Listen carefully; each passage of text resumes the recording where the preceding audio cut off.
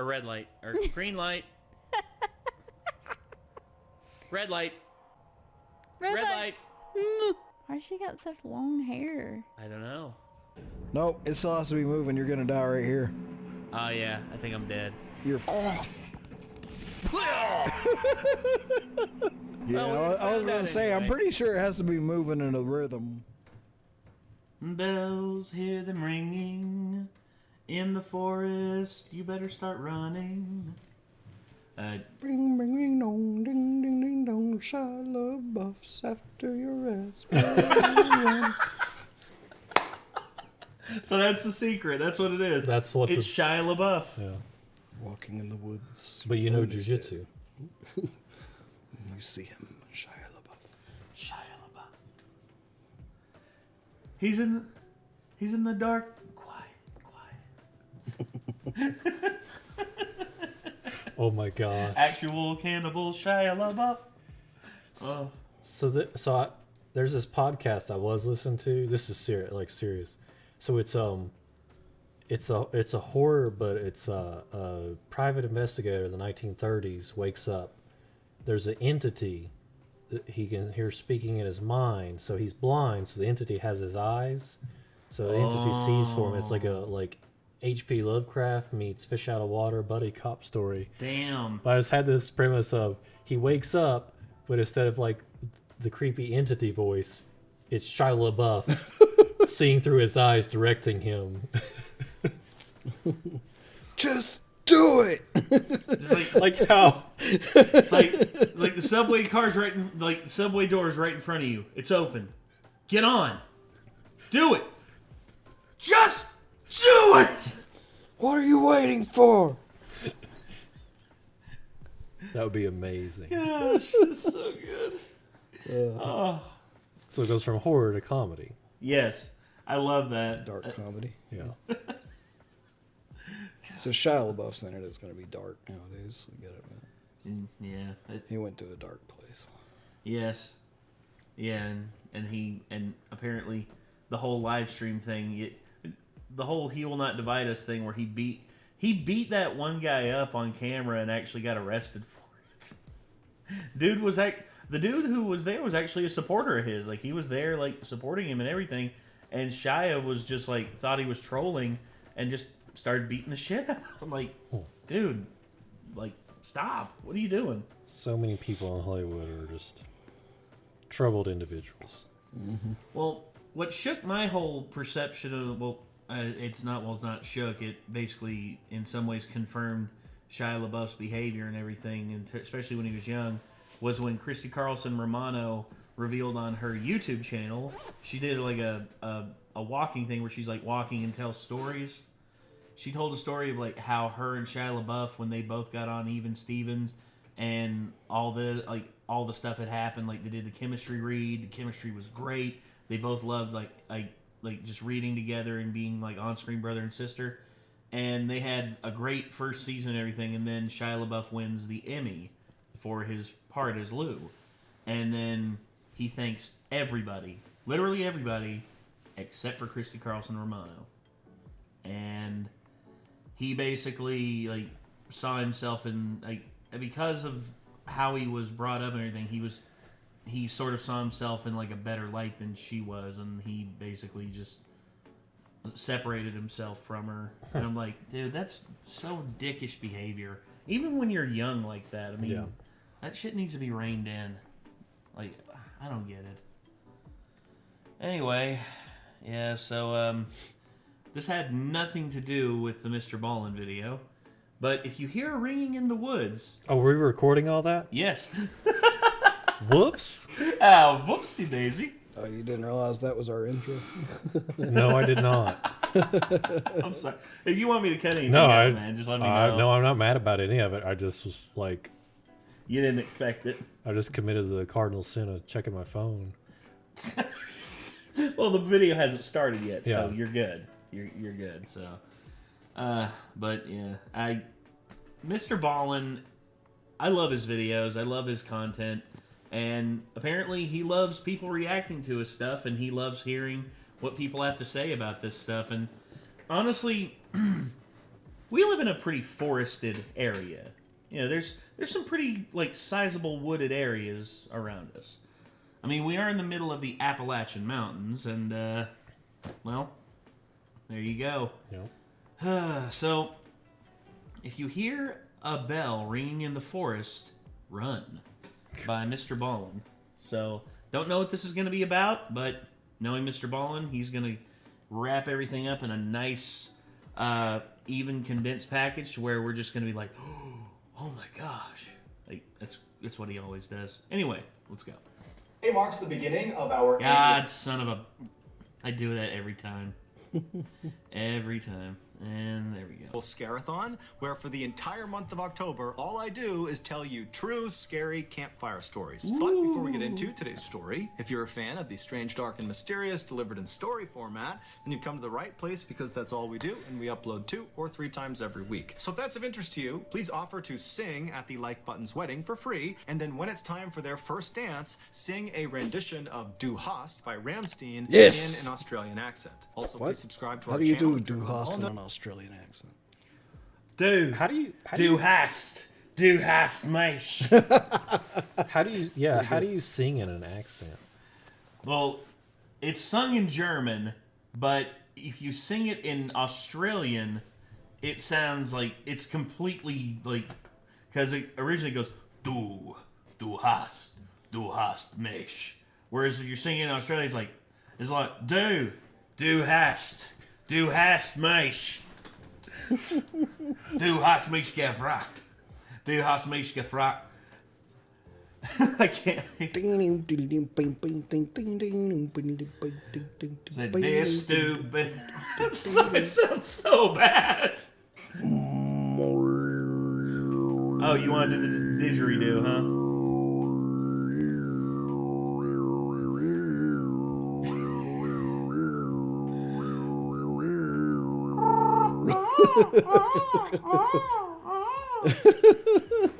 That's the best I can do. Notifications so you don't miss any of our weekly uploads. Alright, let's get into today's story. He always has something fucked up for you to do to the like button. Which, speaking of, let me go That's ahead and his do thing. that. Yeah. In June of 2019, an 18-year-old girl named Bella wrapped up her first year in college and headed home for the summer. Her family lived just outside of this small town in France that was tucked up in the mountains and surrounded by this huge forest. And so growing up, Bella spent a lot of her time out in this forest, either by herself or with her father or other members of her family. And so she knew the forest like the back of her hand. Her favorite place to go in this forest was the man-made lake that sat kind of at the center of this forest. It wasn't huge, but it was a beautiful view, it was very peaceful, and so she liked going out there. The way she would get to it is she would leave her house, she would hop in her car, she would drive a couple of miles down the road, and she would pull off into the shoulder of this road, and there was no signage that said this was the pull-off to get to the man-made lake. This was an area that she and her family had discovered, that there was this particular trail you could take. And so she would pull off at this shoulder, she would get out, and she would turn away from the road and just walk directly into the trees, which butted right up against the road. And very quickly, after walking into the woods, after going through some thick underbrush, she would reach this kind of clearing, and she would see up ahead this little stream. And off to the left side of this stream is what looked like this kind of beaten up little footpath, but actually what it was an animal trail. So animals just kind of made their way around this area all the time, and so it kind of carved out a path. And so Bella would walk down to this animal path, and she would walk along the path that kind of went parallel with the stream, and she would walk for maybe 15 or 20 minutes until this animal path veered hard to the left, kind of went away from the stream. At that point, Bella would abandon the animal path and just continue walking along this stream, both stepping in the stream on some rocks and standing on either side when she could. And she would follow this stream due north, just going straight into the heart of this forest for about an hour, walking at a fairly leisurely pace until the stream connected with this east to west running river. And at this point, Bella would turn left, facing west, and she would follow along this river riverbank about 20 minutes until the river fed into the man-made lake. And so she would stay at this lake, sitting on a rock, enjoy the view, and look at the animals and listen to nature all around her.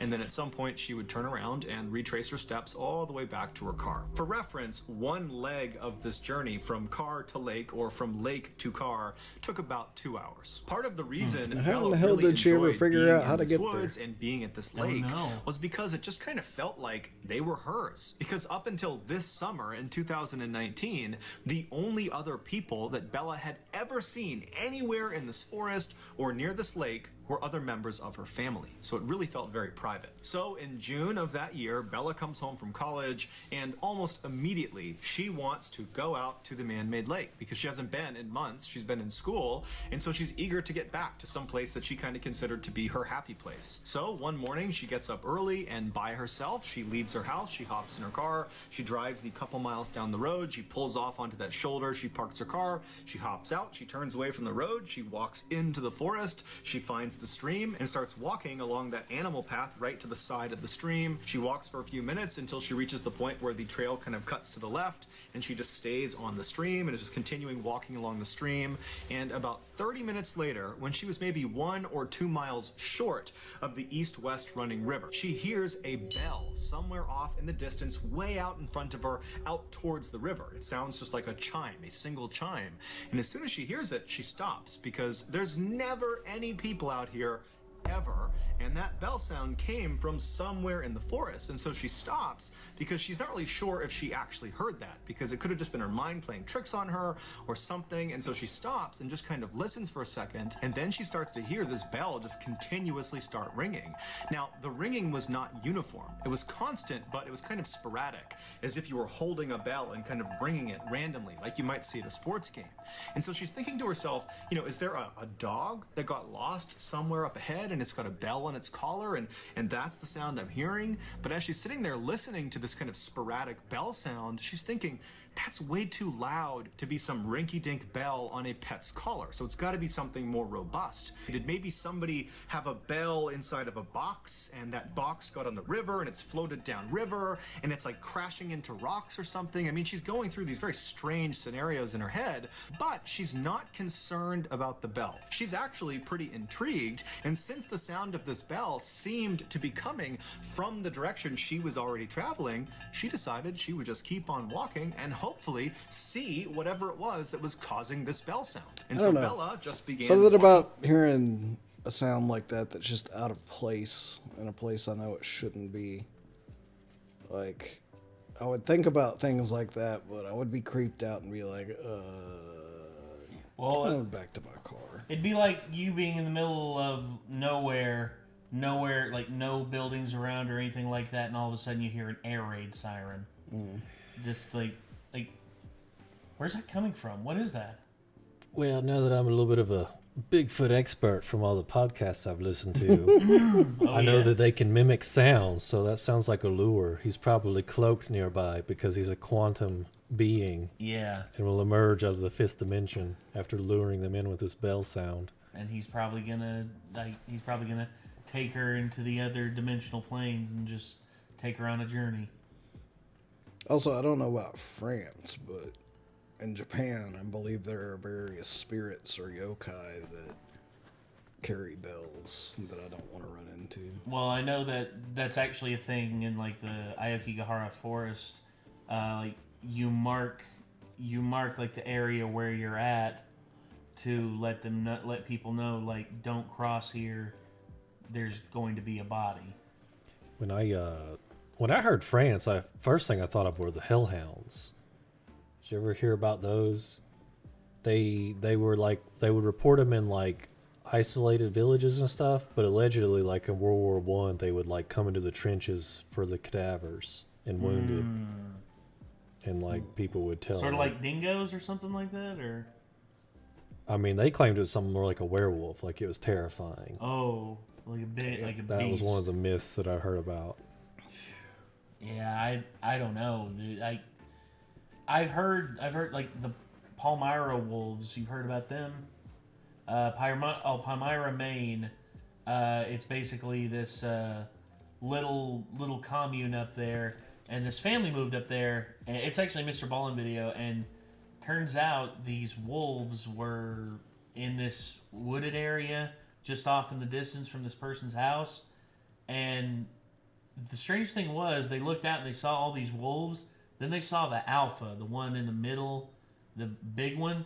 And then the person who saw it reported that it stood up on its hind legs. And then it charged at the house with the rest of the wolves and basically like scratched the shit out of the outside of the house trying to get in.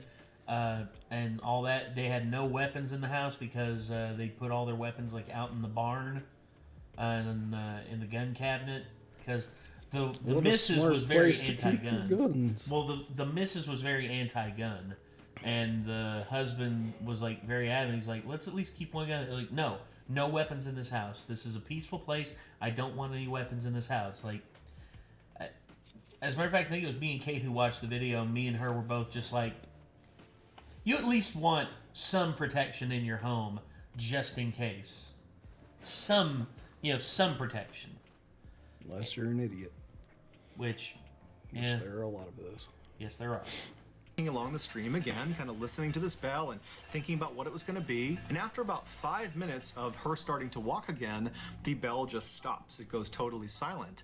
And when it does, it actually kind of startles Bella, because she'd been listening to it so intently. And so she stops and she's listening, kind of expecting it to go off some more, but it doesn't. All she hears are the sounds of nature all around her. Now, Bella didn't have an explanation for what the spell was or why it stopped, but she really just wasn't that worried about it. She figured there was some sort of explanation for it. There had to be. And so she just kind of shrugged and kept on walking and put her focus back on getting to the lake. About 10 or 15 minutes later, Bella was still walking along the stream. She was still maybe a half mile or a mile short of the east to west running river when she sees up ahead on the left side of the stream as she's walking, there appears to be something laying on the ground that looks like it could be an animal or a rock. She doesn't really know what it is. And as she gets closer, she realizes it's a beaver laying on the ground, and this beaver is missing its head. Aww. Now, this is a huge forest, and Bella would have known that, of course, there are wild animals all over the place, and so finding the body of an animal that had been attacked by another animal was not unusual. That's nature. But what did strike Bella as odd was the cut on this beaver's neck was unbelievably neat and uniform, as if its head had been very carefully removed with a very sharp knife. And the beaver's head was nowhere to be found. It certainly did not have the appearance of having its head removed from some predator and its teeth. That would have been very rough. Also, the rest of the beaver's body was intact, so whatever killed this beaver was not interested in eating the beaver. As Bella stood over this beaver and was just staring at it, she also noted that there was no smell. Normally, when something dies, it begins to smell very quickly. It's part of the decomposition process. And so for there not to be a smell indicated to Bella that this beaver must have been killed fairly recently. And then when Bella kind of gently prodded the body with her foot, she realized the beaver's body was still fairly limp, so rigor mortis had not set in. Rigor mortis is another part of the decomposition process where the body kind of stiffens up, and that happens fairly soon after death. And so as Bella is realizing this beaver must have died very recently, it dawns on her that most likely whoever or whatever has killed this beaver is probably somewhere nearby.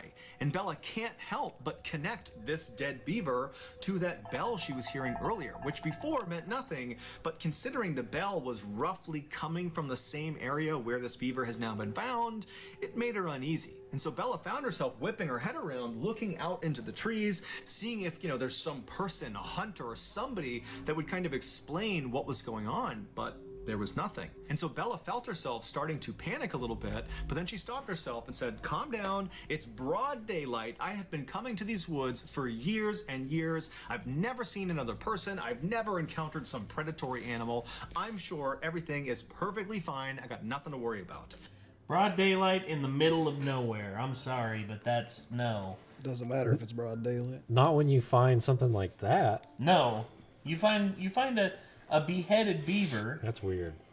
You find a beheaded beaver out in the middle of nowhere on a trail that you think is, not, haven't seen anyone else out there in broad daylight. It's like, dude, it was shocking. After hearing a weird ass bill.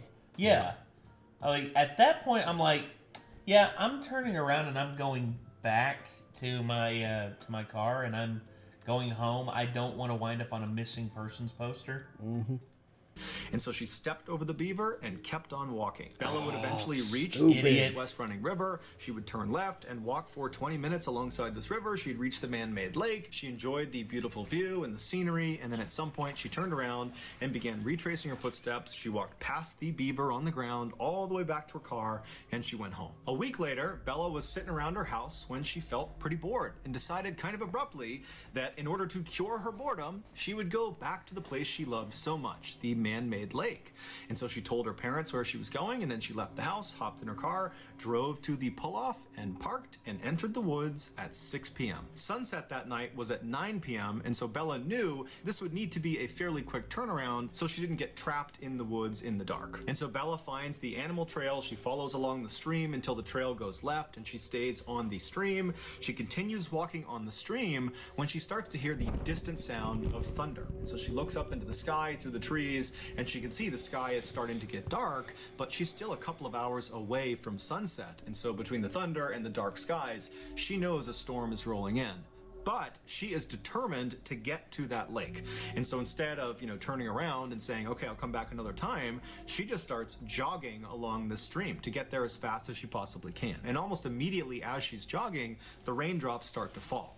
And by the time she passes the beaver corpse on the ground, it hadn't moved, the rain was really coming down, and then about 15 minutes after the corpse, when she hit the east-west running river, that's when the rain was at a full downpour. Still, Bella turned at the river and continued west towards the man-made lake as if she was going to go all the way, but only about a minute or two into this final leg. She still had about 20 minutes to get to the lake. She stops herself and she looks at her watch and she can see it's after 8 o'clock already. And she's thinking to herself, if I turn around right now, it's going to take me over an hour to get back to my car. Sunsets at 9 p.m. It's after 8 p.m. now. So already I know I'm going to have to navigate this forest at night in the dark, even if it's just for a little bit at the end. And if I go all the way to the lake and then come all the way back to the car, I'm going to be in the forest after dark for quite a while, maybe up to an hour. And she's thinking, I'm confident. I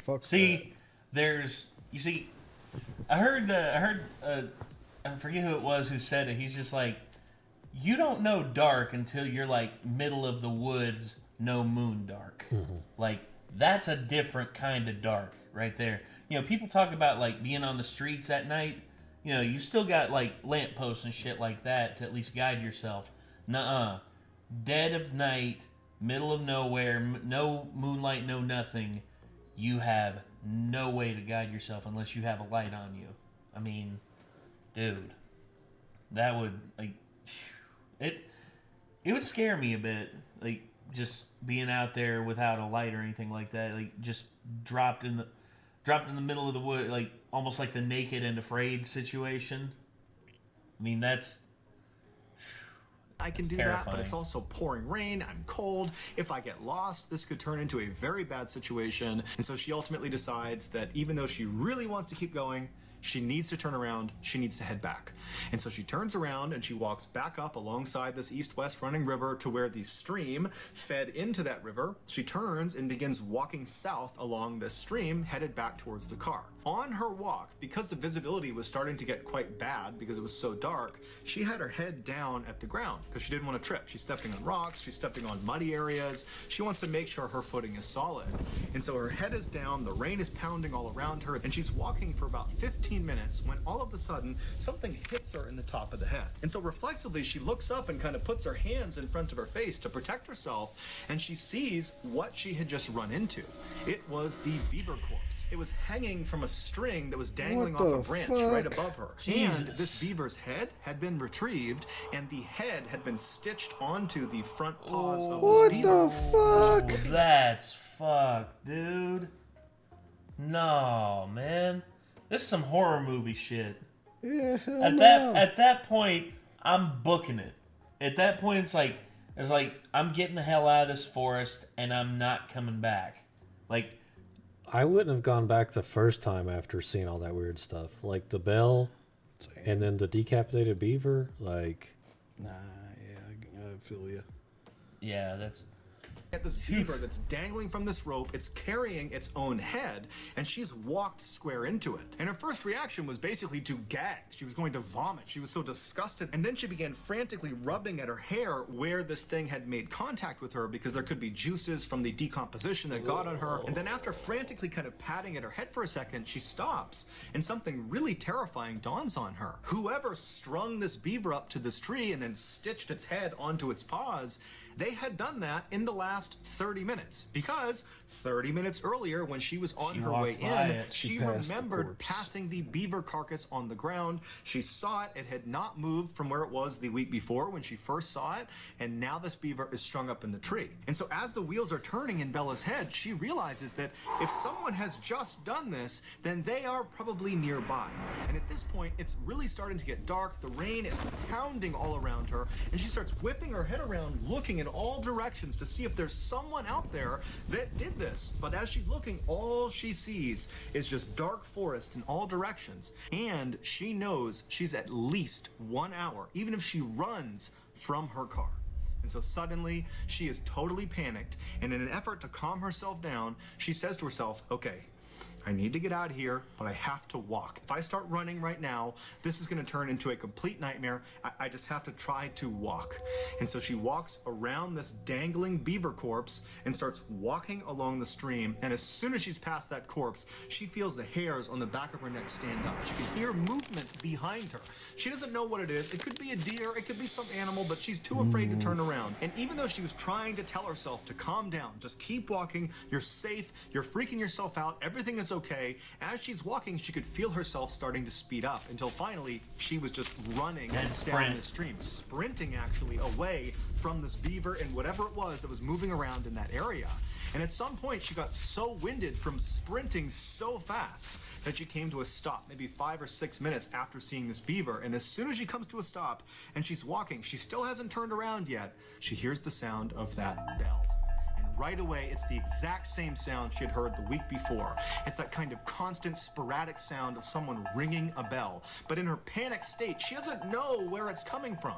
She's so scared. Her anxiety is so high. She doesn't know if it's behind her or if it's off to the side. It's now completely dark out. And so she is full-blown terrified. There is someone or something behind her that has strung this beaver up that's probably watching her, and she can't see them. Even though she's beyond winded, she can barely breathe, she just starts sprinting as fast as she can. And as she's stumbling and falling on the rocks and tripping because she's not really looking where she's going, in the background and all around her, she's hearing this bell chiming, and she's hearing something moving around in the woods behind her. And she pulls her phone out of her pocket, her iPhone, and as she's running, she dials her father. She puts the phone to her ear. She's crying, she's panting, she can barely breathe. Her father picks up, and she's so relieved to hear his voice, but she can't even make a sentence. She just starts crying and wailing and pleading with him, Dad, come out to the forest. Meet me at the spot where the trail veers away from the stream. Meet me there. There's someone in the forest that's chasing me, and I can't see them. Her father, on the other end of the phone, he didn't know what to make of this, but he could hear the primal fear in his daughter's voice.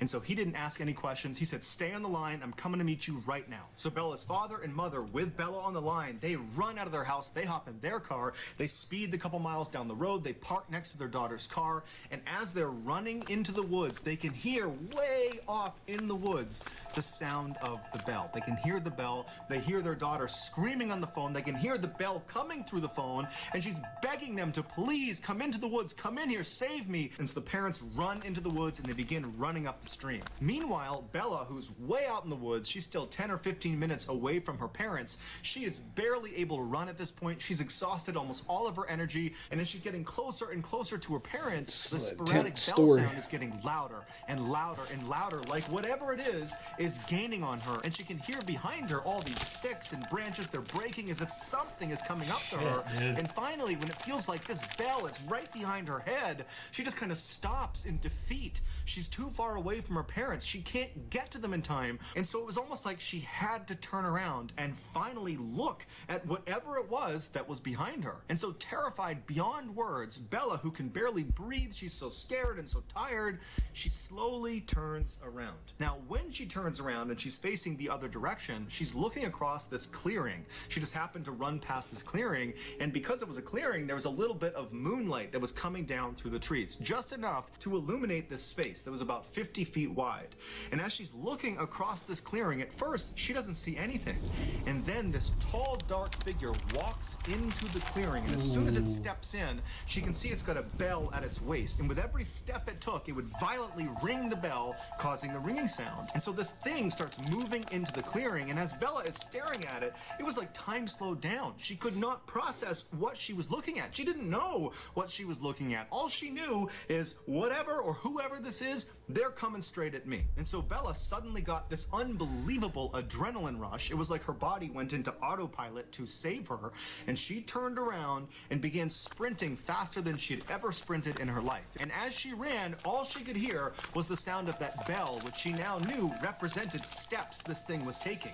And so the bell was getting faster and faster and louder, and she knew it was gaining on her, and she began lying and screaming out loud that, "I'm on the phone with the police, they're right up ahead, they're gonna be here any moment." But whatever it was that was behind her, they weren't phased. They were just charging ahead, gaining on her second by second. Meanwhile, her parents had made it to the meeting spot, but her father, he felt like, I can't just sit here, and he just starts charging into the woods. He can hear his daughter screaming, he can hear this bell getting louder and louder, he just starts running towards it. And sure enough, seconds later, he sees his daughter come bounding out of the forest, and she leaps into his arms. He just grabs her, turns around, and runs with her back to the meeting spot. He grabs his wife, and the three of them just charge out of the forest, back to the parking lot, back in their car, and they speed off. In the car, all of them are crying. They don't know what to make of what just happened. Bella's trying to describe it, but she can't. And her parents, they had been on the phone listening to their daughter screaming, and all they kept saying to each other, the parents, was, "I heard the bell. I heard the bell. I heard the bell," as if the bell confirmed their worst nightmares, that there really was someone or something out in those woods that was trying to do harm to their child. They would drive straight to the police station where Bella would file a report about what she experienced out in the forest, and then afterwards her parents, as a precaution, took her to the hospital where she was determined to be okay, besides some bumps and bruises from falling down. The following morning, the police went out to the forest, to the area where Bella had explained where she had been, and they searched all along that animal foot trail and all along the stream, but they never found any sign of this dark figure with the bell. Bella would tell police that she had a handbag, and as she was running back, she dropped the bag. She remembered where she dropped it along the stream, but when the police went to that area, the bag was gone. Also, the beaver was no longer there. It was not tied up to the tree, it was not on the ground, it was gone. The only thing police found that was out of the ordinary was they found a little ways off from the stream, basically along the path that Bella would have been running on, they found a t-shirt neatly folded, placed underneath a rock. But the police and Bella and her family have no idea what that signifies. Ultimately, the police told Bella and her family that more than likely what she ran into was some kind of mentally unstable person that was living out in the woods, and perhaps when Bella came into the woods, they felt like she was on their property, and so they kind of tried to scare her off. But Bella has a hard time accepting that. She felt like, as she was running from whoever was behind her, that she was in mortal danger. That had it not been for her father running into the woods and literally grabbing her and running with her the rest of the way, that she may not have gotten out of the woods at all. That she might have been attacked and killed by whoever this was. She also can't help, when she looks back at the entire experience, thinking about that moment when she turned around and looked across that clearing and saw this figure come into the moonlight for the first time. That when it came into the moonlight, the way it was moving, the steps it was taking, they weren't normal, they were abnormal. There was just something off about this thing's movement, that it didn't seem like she was looking at a person, but rather some big animal. But regardless, since her ordeal, there have been no strange sightings out in those woods. However, almost no one ever goes in those woods except for Bella and her family, and Bella and her family, they don't go in those woods anymore. So whoever or whatever is out there, they decided to be is smart. still just Smart, out there. smart. So that's going to do it, guys. If you found the secret in today's episode, let us know in the comments section what it is and where you found it. And if you're the first person to do that, we'll pin you at the top of the comments section. If you got something out of today's episode and you haven't done this already, please offer to sing at the like button's wedding, and then when it's time for them to have their first dance, sing a rendition of Du Hast by Rammstein in an Australian accent. Also, please subscribe to our channel and turn on all notifications so you don't miss any of our weekly 2 or 3 video uploads. We are now selling merchandise like flannels and hats and hoodies and all sorts of stuff. If you're interested, go to shopmrballin.com. If you want to learn about upcoming deals and promotions for our I need merchandise, to get me some go Mr. to our Ballin shop's merch at some point. Oh yeah, absolutely. Instagram page. The username is shopmrballin. If you want to get in touch with me, you can direct message me on Instagram or on Twitter. My username for both platforms is the same. It's johnballin416. I also have a ton of content over on TikTok where my username is Mr. Ballin. We also have a second YouTube channel called Mr. Ballin Shorts where we post random short videos and lost episodes. We also have a Facebook page just called Mr. Ballin where we post condensed versions of the longer episodes you see on YouTube. If you have a story suggestion, please submit it to our subreddit just called Mr. Ballin. It's linked in the description below. So whether I see you on Instagram, Twitter, TikTok, Reddit, YouTube, Facebook, or some combination, just know that I really appreciate your support. And until next time, that's going to do it. See ya. So yeah, It's a pretty spooky story. yeah. This is why I never go into the woods without at least some form of protection on me in terms of like a knife or just something that I can defend myself with. Also, buddy system. Yeah, it's better to go Don't with. go in the woods by yourself. It's a bad idea. Yes. Yeah, and say, Mike, you basically you have a. Whenever you go out like hiking or something like that, do you often carry whenever you go? Oh out? yeah.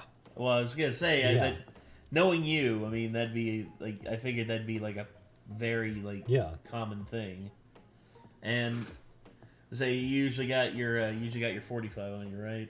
Yeah, I mean, and apparently Bigfoot, being a quantum being, has mind speak powers. So you never know when he's going to be like controlling a game warden or something. Send them after you. Like, hello, sir. I hear you have problem. Come here. I help you. It's like, sir, are you drunk? Yes. Would you like some? I don't drink, sir. Shit. Yeah, no, but in all seriousness though, like I was talking to my buddy a little while ago.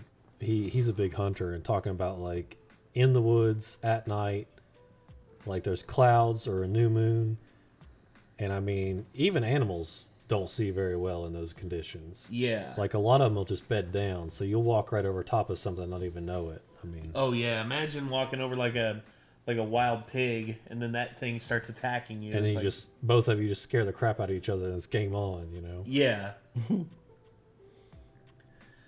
But yeah, man. I mean,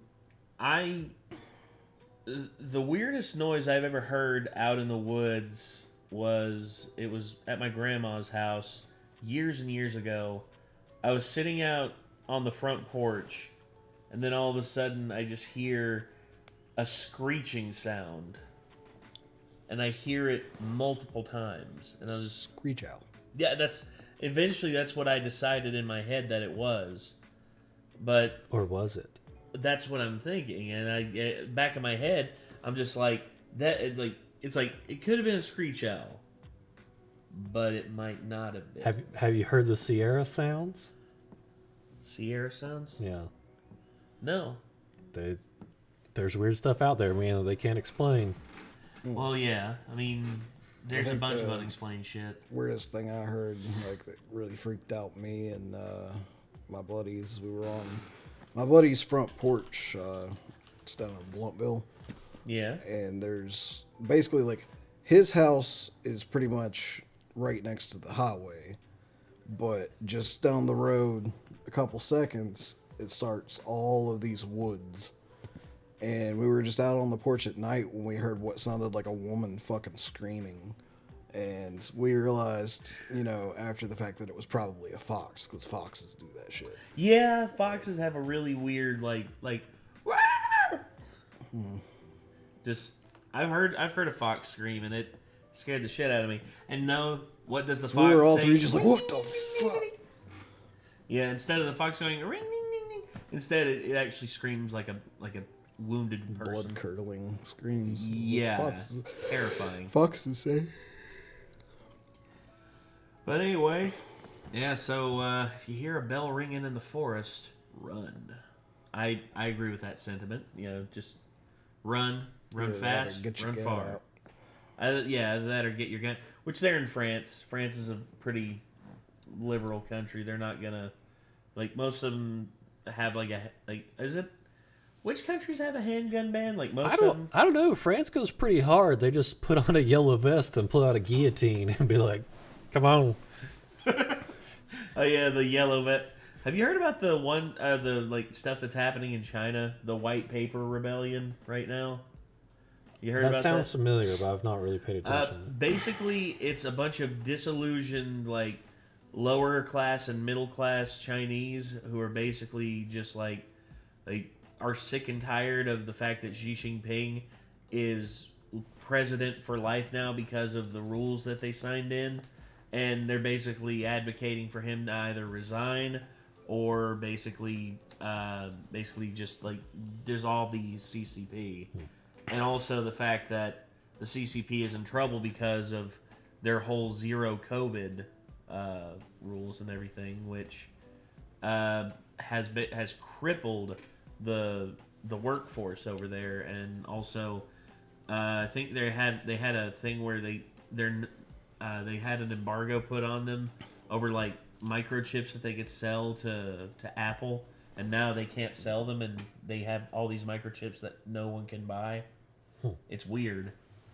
And needless to say, the Chinese government's doing everything they can to censor it and all that. But yeah, I don't know, man. It's weird.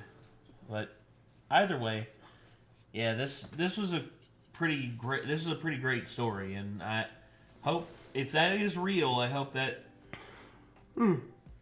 girl and her family are fine and everything, and I hope that. Well, I know the beaver's not okay, but Honestly, that story seems kind of fake to me. it could. I would say probably because of the whole, If somebody had made those realizations about that beaver decapitation and they heard a bell, I don't think they would have kept going in the woods. Most people would not have. Most people would not have. But hey, maybe that girl's just built different. I don't know. I don't know. I'm joking, by the way. If you hear a bell in the middle of the woods and then you come across a decapitated animal in any way whatsoever, what are you doing? Tell us in the comments down below. What are you doing? I mean, I'm basically turning around and I'm getting out my knife and I'm just okay. I'm going back to my car. If anyone comes near me, I'm a gut him. That's it. And I just start walking back to my car. So, yeah, anyway, let us know in the comments below, everybody. And until next time, I'm Nate. I am Nick. My God. And we'll see you later, everybody. Take care.